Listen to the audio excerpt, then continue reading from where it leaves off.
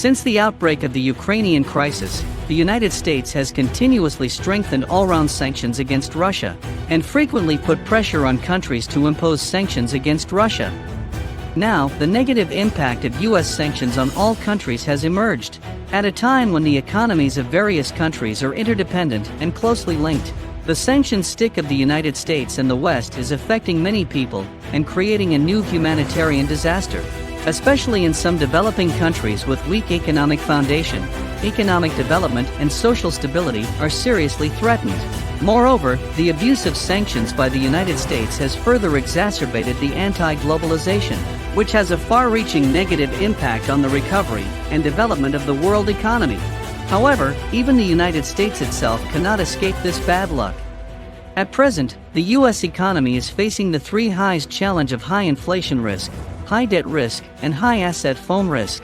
The sanctions against Russia have led to the rise of commodity prices and led the Federal Reserve to tighten monetary policy in the short term, but it is difficult to achieve price stability fundamentally. This problem will haunt the U.S. economic recovery in the next 1 to 2 years or even longer. Another cost of large-scale fiscal stimulus is the surge in U.S. federal debt. At present, the total federal government debt of the United States is about $30 trillion, far exceeding the GDP of $23 trillion last year.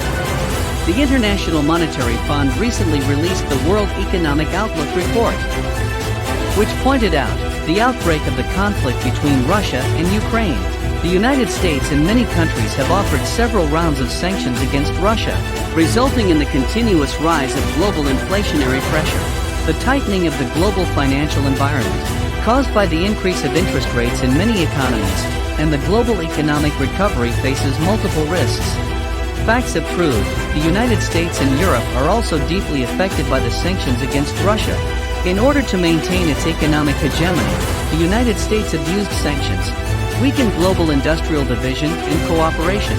Its irresponsible and selfish policy not only did not help ease the situation, but also seriously damaged the global industrial chain and supply chain, triggered new problems in the fields of economy and trade, finance, energy, and food, made people of all countries pay for their strategic private interests, and cast a shadow on the prospects of global economic recovery.